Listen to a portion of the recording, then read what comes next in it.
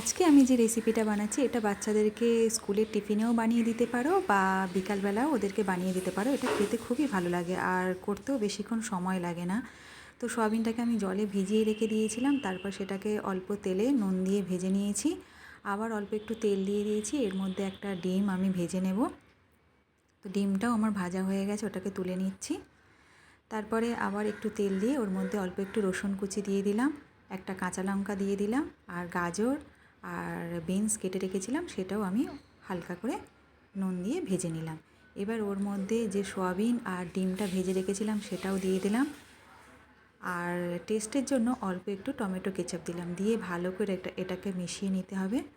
আর যে ভাত করে রেখেছিলাম সেই ভাতটা এর মধ্যে অল্প একটু দিয়ে দিলাম, দিয়ে সব একসাথে ভালো করে নুন দিয়ে মিশিয়ে নিচ্ছি।